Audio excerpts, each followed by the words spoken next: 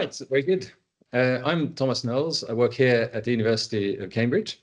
And a few years ago, initially helped develop the microfluidic diffusional sizing technology. And today, because of its really unique capabilities for studying protein interactions in solution, we're finding it very useful in a large number of different projects. And I'll share a few examples. So now I seem to have lost the ability to go, I can go forward. So in our research, we work on protein self-assembly and misassembly. In order to be functional, most proteins have to interact with other molecules, typically also proteins. The resulting systems can be stoichiometric complexes or larger non-stoichiometric assemblies, such as, for example, protein aggregates, which are commonly associated with diseases. Indeed, the solid aggregated phase of proteins is the most commonly found in the context of protein misfolding diseases, which are a class of 50 or more diseases, which are all driven by the conversion of proteins from their normal soluble states into solid aggregates. These diseases include things like Alzheimer's disease and Parkinson's disease. And what's interesting is that in these diseases, there is in most cases nothing wrong with the protein itself, which is associated with the disease, but rather it is behaving in an abnormal way. It's associating with itself in ways that it's not supposed to. One of the directions that we're very interested to understand in my group is how and why this happens, why it is damaging to biological systems, and what we can do about it. Can we find new diagnostic approaches or new therapeutic strategies to help with what is becoming a very significant socioeconomic problem? Other large-scale assemblies of proteins have beneficial functions in biology. For example, this dense liquid state of proteins, which are known as foci, coacervates, or increasingly come under the umbrella of biomolecular condensates, which are often very useful for cells to help them organize molecules in time and space. In our research, we work on all of these systems, and I'll show you a few examples as we go along. These examples all share the characteristic that they involve many different species interacting, and trying to attach them to surfaces is typically not easy and can modify their behavior, which is why in-solution measurements have proven to be so valuable in this space. The first example will be on alpha-synuclein. This is the protein that aggregates in Parkinson's disease. Its normal function is to help with vesicle trafficking at the synapses of neurons, where these cells communicate with each other. But when it forms aggregates like these oligomers here, this causes toxicity. The aggregates can grow larger and ultimately interfere with the viability of neuronal cells. As part of its function, alpha-synuclein interacts with membranes. So we wanted to understand how both the functional and the disease form of the protein interact with biological membranes. I should say this is all work done by a fantastically talented previous PhD student in the group, Greta Snyderiana. In this experiment, we will have protein, lipid, unbound protein, bound protein, aggregates. So it's actually quite hard to do on a surface, especially as the curvature of the lipids is important, so we can't attach a flat bilayer to a surface. Using MDS, however, the experiment is, by contrast, relatively straightforward. So what we've done here is we've labeled alpha-synuclein and tracked its size. So you can see this here in these data. This is the size of monomeric alpha-synuclein, and then we add lipid vesicles to the system, and you can see there's a little bit of binding here, so the size increases a little bit for the zwitterionic lipid DOPC, but there's much more binding here for the negatively charged lipid DOPS.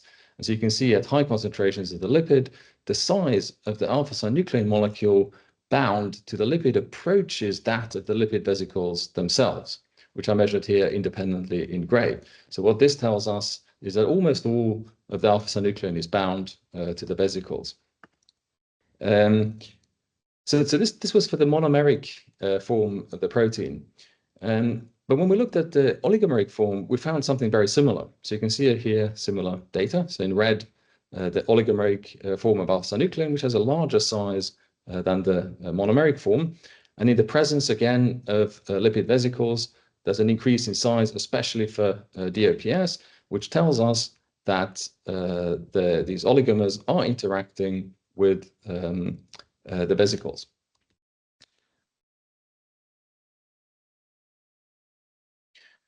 So next, we wanted to try and understand what this binding depends on. So we varied the size of the vesicles because we're doing these measurements in solution. We can just prepare vesicles of different sizes and probe the binding in a relatively straightforward manner. So here we looked at really small vesicles with a diameter of the order of 15 to 20 nanometers, and again looked at the binding of monomeric alpha-synuclein simply by measuring the change in its size when it interacts with the species. And you can see here, again, with DOPS lipids, a very significant increase in size.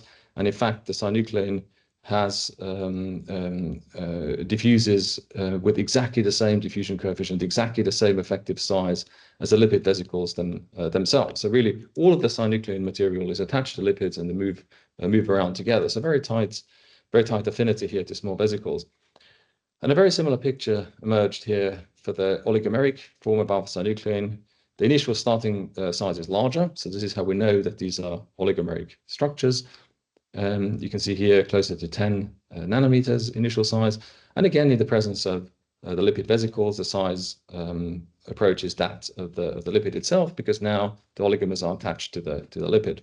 What's interesting is if we prepare slightly larger vesicles of around 70 nanometers in diameter here, what we see is we still see binding, but you can see here that we need a higher concentration of lipid to get complete binding. So this tells us that the smaller vesicles actually have a much higher affinity to both monomeric and oligomeric alpha-synuclein, and that actually the local curvature of the membrane is relevant in defining this binding.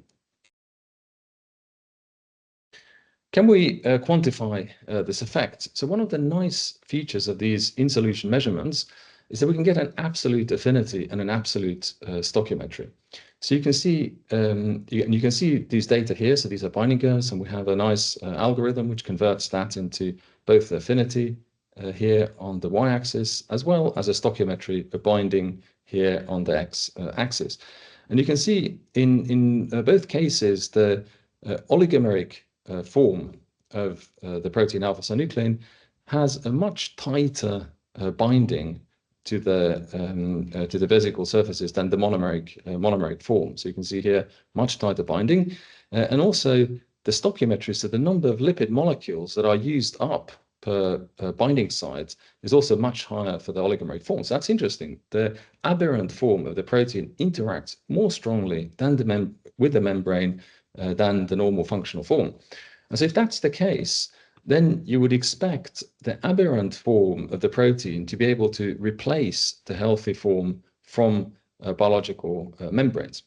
And so we tested whether this would be the case in this simple experiment. So here again, we're measuring the sizes, the diffusion coefficients of both monomeric and oligomeric alpha-synuclein. So you can see here the free monomeric alpha-synuclein, and the oligomeric alpha-synuclein has a slightly larger size.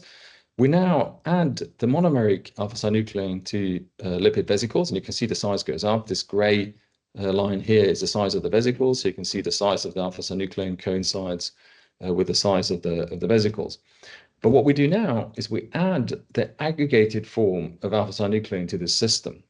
And so what we see is quite interesting. We see the aggregated form of alpha-synuclein goes from this value here when it's free to this value here when it's bound. So all of it binds to the lipid vesicles. But what's even more interesting is if I now ask the question, what is the effective size of the free of the monomeric alpha-synuclein, you can see it's almost completely free. It's being released again from the vesicles. You can see here the size is almost the same as the free size.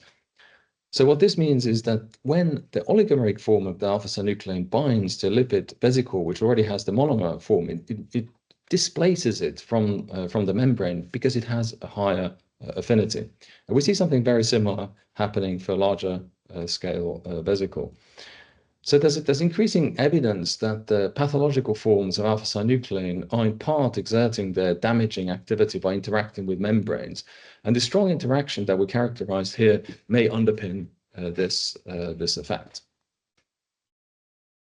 I'll show you a second example where we used microfluidic diffusional sizing to characterize the formation of a biomolecular condensate. Fantastic postdoc in the group, Thomas Snyder, is discovered that many antimicrobial peptides act in a really interesting way. They're able to enter the cell and then sequester bacterial nucleic acid molecules. And this actually happens, you can even reconstitute this system in vitro when you mix poly A RNA with a antimicrobial peptide. You can see these quasivate-like looking liquid droplets, which have all of the property of dense liquid, so they have surface tension. You can see here the droplets merge.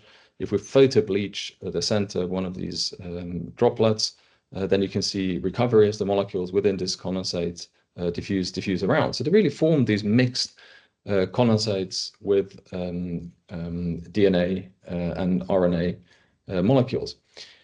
And so why is this interesting? Well, what this does is it makes it very hard for the bacterium to actually function correctly if its nucleic acids are bound into one of these condensates. And we can see this effect here by looking in an in vitro system where we have in vitro translation and transcription. We can see that the efficiency of this process is very significantly decreased in the presence of these antimicrobial peptides, because they sequester the key nucleic acid components into inactive forms within these biomolecular condensates. And you can see this process here happening in bacterial cells. So you can see the antimicrobial peptide forms these foci here, which co-localize with nucleic acids. So the nucleic acids of the bacterium are sequestered here into these foci. So that's bad for the bacterium, good for us, obviously, but bad for the bacterium. And this sequestration makes it very hard for the bacterium to function properly. So we wanted to try and see in a little bit more detail how these interactions work. And in particular, we were interested in whether there might be conformational changes within the RNA which take place when we have these types of interactions. And so the way we looked at this is, again, with microfluidic diffusional sizing by measuring the size of the RNA molecule in free solution. So you can see here we picked this RNA molecule here, which is the size just above 15 nanometers in solution. And then if we add a control here, spermidine, very little happens. So even if we add a lot of peptide, very little happens to the overall size of this nucleic acid. However, for the antimicrobial peptides, what we found was something quite interesting. So we found initially when we added even a small amount of the antimicrobial peptide to the system, the effective size of the nucleic acid decreased in all three cases. And then once we cross over here, this transition region here is the point at which we cross over into the state where we have condensates, then the size goes up again because we have this large cluster of molecules. And here we're only monitoring the ones which are still soluble. But what's interesting is in all cases, we have this decrease in the effective size of the nucleic acid. So what does that tell us? It tells us that actually the antimicrobial peptide binds to this RNA molecule in a way where it's able to compact, it's able to induce compaction, decrease the effective size of this RNA molecule. And by using these diffusional sizing measurements, we're able to track not just interactions, but also changes in conformation of these types of molecules. And so the picture that's emerging is that these peptides, antimicrobial peptides, start by coating the RNA molecule and then really compact it before it undergoes this phase separation. And this is interesting because this is exactly what happens when polymers crash out of solution when we decrease the solvent quality. So it really looks like this is what these antimicrobial peptides are doing, is they're decreasing the favorability of interactions of the nucleic acid with the solvent and increasing the propensity to form interactions within this dense phase. And again, this transition is, before we see this transition, we see this conformational change, which we can pick up very easily simply by looking at these size measurements. So the final example is not on natural molecules, but rather on therapeutic antibodies. One of the key problems with the development of therapeutic antibodies is they have to bind to their target, but nothing else, and in particular, not interact with other molecules or get stuck on their way to the target. Conventionally, understanding these non-specific interactions is done by probing these types of effects on surfaces, either on nanoparticles or larger particles, for example, in the context of chromatographic experiments. But this type of environment is actually quite far from the environment that these molecules experience in vivo. So two postdoctoral researchers in the group, Therese Herling and Hannes Asselberger, designed an assay to measure non-specific interactions in vitro, but without having to bind either of the partners to a solid surface, just keeping everything in solution. And so the idea is very straightforward. So we take an off-target ligand, here, for example, DNA, which we label so we can monitor its size, and then we add an antibody that we're interested to understand, and we look at whether or not the effective size of the DNA molecule increases when we add the antibody. And of course, if the size increases, it means that the DNA molecule is not diffusing alone, but rather diffusing as part of this complex here. So this is what it looks like at a more quantitative level. So here we've normalized, this is example data, we've normalized the change in the size of the off-target ligand, in this case still DNA, to go between 0 and 1. And now when we add antibody, what we see is we see this transition from the antibody being bound to here being bound to the off-target ligand. And in this way, we can get quantitative values for the affinity constant. And even though this is all happening in solution with no avidity effects, it was actually quite interesting to see that many of these antibodies in this library had relatively tight binding to these totally non-specific non-target ligands, such as even simple DNA, all the way to 1 micromolar, and in some cases even slightly below binding affinity. And what was interesting is when we looked at these, we look at the family, a small library of antibodies with mutations in the CDR. So this is the region which is responsible for antigen recognition. What we found together actually with our collaborators at the pharma company Novo Nordisk is that antibodies with high affinity to non-specific targets, so the greatest level of non-specificity, had the biggest hydrophobic patches. You can see here the cluster very nicely. And this really gives us some insights into the molecular signatures of specificity and non-specificity. We then looked, using this approach, at a set of clinical stage antibodies. We profiled them, in this case, with 2 non-specificity targets. So binding to insulin, which is not a target of these antibodies, and again, DNA here on the x-axis. And you can see in red and blue the expected sizes of this in the system if we have no binding. And you can see, we looked here at a sort of panel of clinical stage antibodies, and you can see that the majority of the antibodies don't exhibit very much binding. They cluster around here. However, there were 4 of these antibodies which displayed very significant non-specific binding. So these 4 here really on this assay look like they're really not behaving in the way that we would expect for specific ligands. And it turns out that these 4 antibodies here actually had their development discontinued. So we colored them here in this list relative to their development status. So green is approved, and the other colors are either in development or discontinued at different stages. And it's interesting because it's known that non-specificity is a strong predictor which lowers the likelihood of an antibody being taken all the way through development and approved. And what's quite exciting is that we have here a very simple assay where we can measure this 2-dimensional non-specificity fingerprint in a few minutes in solution, and it really picks up these molecules which then end up having developability problems and challenges in achieving the required level of specificity when they are tested in clinical trials. So these were a few examples of how we can take complex biomolecular interaction problems and characterize individual interactions by doing measurements in solution using MDS. So we found this to be a very useful approach that works for many different systems, works for folded proteins, disordered proteins, aggregated proteins, protein-protein interactions, protein-lipid interactions, protein-nucleic acid interactions, pretty much anything that you can keep in solution.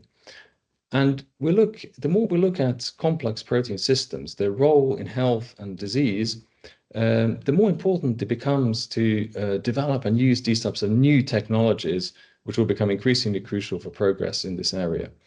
And finally, of course, thank you to my research group here at Cambridge, who have carried out all the work, and with whom it's a real pleasure to push forwards the understanding of interacting protein systems in both health and disease.